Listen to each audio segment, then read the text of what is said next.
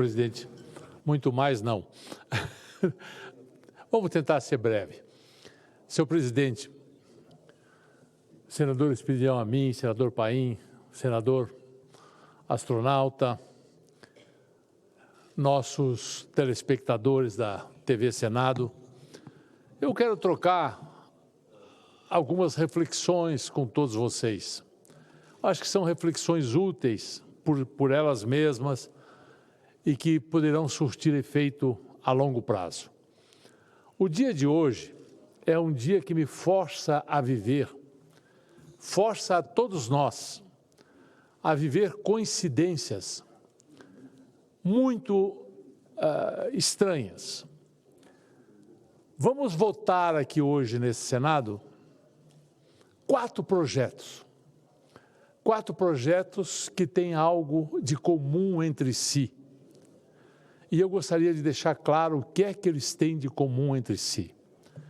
Primeiro projeto a que eu me refiro é o projeto de anistia aos partidos políticos, que embora se diga que não é mais anistia, que é um parcelamento de dívida, mas seja como for, é mais um exemplo ruim que os políticos dão ao Brasil.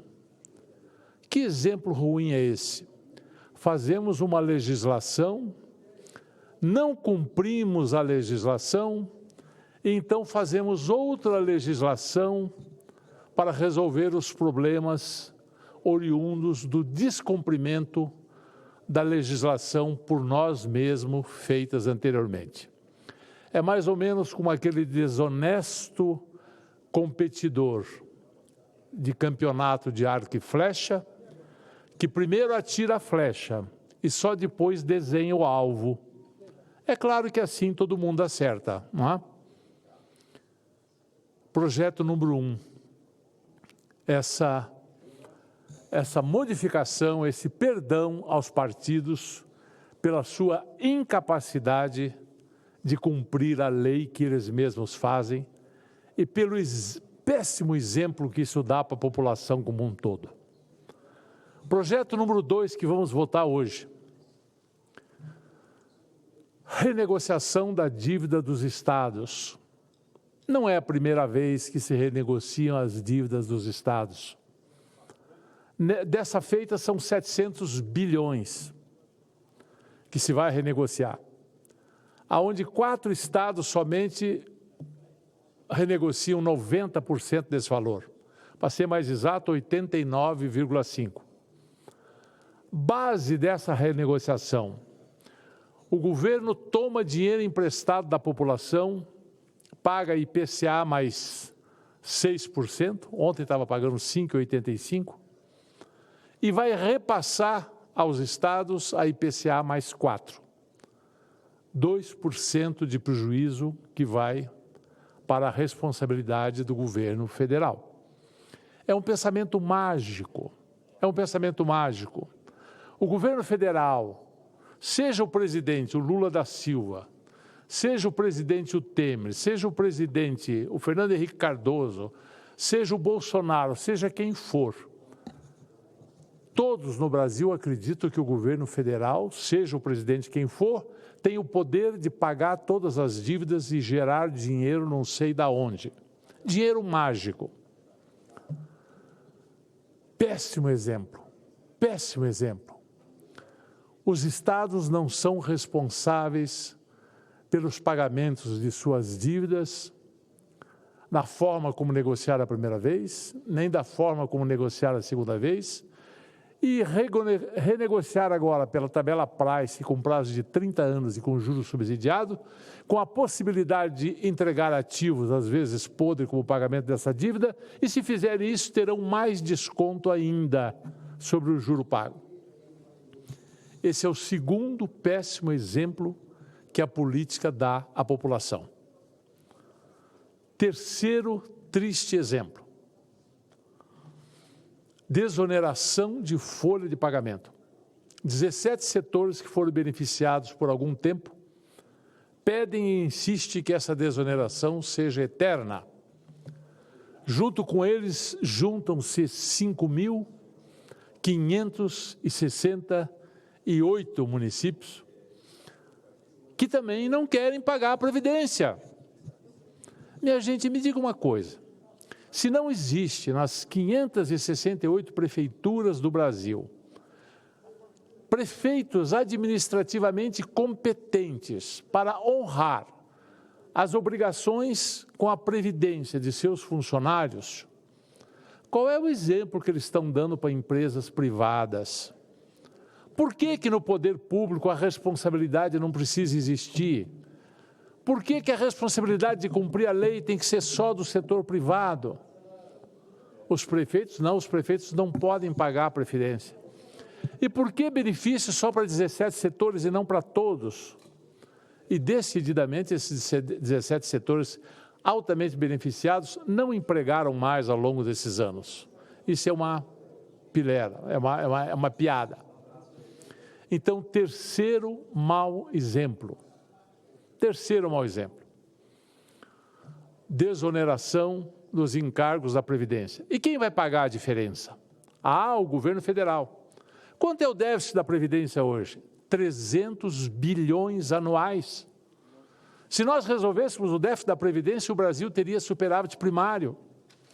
A inflação não existiria, os juros cairiam. E uma coisa está ligada à outra. Uma coisa está profundamente ligada à outra.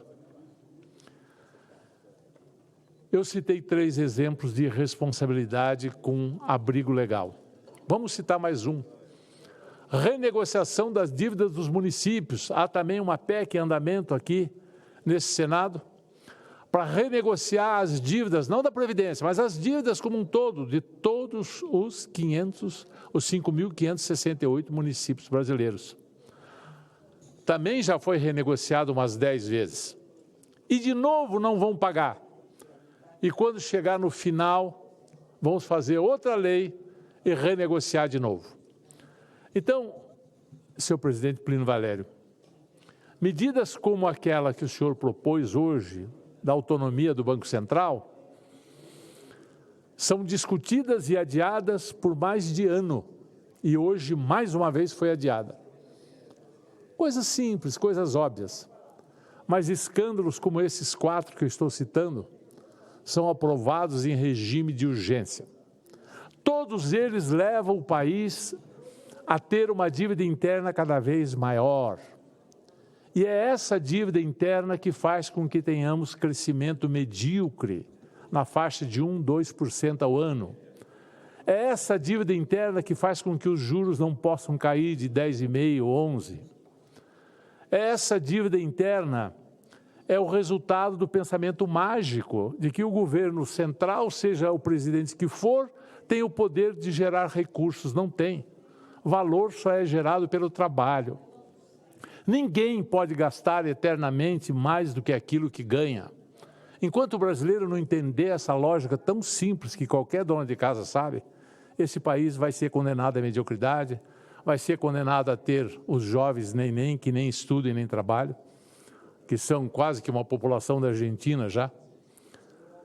E vai ser esse país de privilégios, esse país de fazer leis para resolver problemas de quem não cumpriu suas obrigações. Hoje também a imprensa noticiou que a poupança de todos os brasileiros, presidente, o dinheiro que o senhor tem na caderneta de poupança, painho, o dinheiro que você tem aplicado em letras do Tesouro Nacional ou coisa que valha, a poupança de todos os brasileiros gira em torno de 7 trilhões. 7 trilhões. É muito dinheiro, né? É exatamente isso que o governo federal deve, é o valor da dívida pública. Ou seja, o governo federal está pagando juro para a poupança interna do Brasil. E a poupança interna do Brasil não está sendo aplicada no desenvolvimento do país, porque ela está sendo consumida por essa máquina. Olha, eu não duvido que hoje a gente aprove aqui a renegociação da dívida dos estados, dos municípios, e que todo mundo aplauda no final.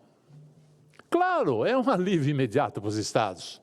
Claro, é um alívio imediato para os prefeitos. Claro, é um alívio que vai começar a acabar para os setores desonerados. Claro, é um alívio para os partidos. Então, quem está sendo aliviado, bate palma. mas o futuro do Brasil chora. Senador, eu visto, permita que eu cumprimente Vossa Excelência. Vossa Excelência, além de posições firmes e claras, fala com uma gentileza, mas passa o recado. Eu quero dizer que a sua fala foi uma fala marcante e que o Brasil todo assistiu. E as suas preocupações, pode saber que eu comungo em grande parte delas de tudo que o senhor falou na tribuna nesse momento. Parabéns pelo seu pronunciamento. Passo a palavra nesse momento ao senador Plínio Valério,